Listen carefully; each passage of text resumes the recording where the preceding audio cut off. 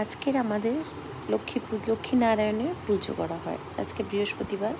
বাঙালি মোটামুটি প্রত্যেকটা বাড়িতেই বৃহস্পতিবার করে লক্ষ্মীনারায়ণের পুজো হয়। নারায়ণ সবার বাড়িতে থাকে না, ম্যাক্সিমাম অনেকেই লক্ষ্মী পুজো করে বা যাদের কাছে নারায়ণ থাকে তারা নারায়ণ পুজো করে। তো আজকে আমি সকালেই পুজোটা করি, কিন্তু আজকে সন্ধ্যাবেলায় পুজোটা দিচ্ছি। আমার বাড়িতে আমিই পুজো দিই। লক্ষ্মীনারায়ণের সাথে আজকে সব ঠাকুরেরই পুজো, মানে বৃহস্পতিবার দিন সব ঠাকুরকেই ফুল দেওয়া হয়ে যায়। রাধাকৃষ্ণ, গোপু সোনা, মহাদেব, সরস্বতী ঠাকুর সবই আছে। আজকাল আবার ভিডিওতে শোনা যাচ্ছে সব জায়গায় নানান লোক নানান রকম কথা, যে একসাথে সব রকম ঠাকুর রাখতে নেই, নানান রকম এনার্জি কাজ করে। আমি এইসব মানিও না। আমার মনে হয় যার যেটা ভালো লাগে, যার যেটা করে মন থেকে শান্তি, সেটাই করা উচিত। নানান লোকের কথা শুনে মাথা খারাপ করার কোনো দরকার নেই।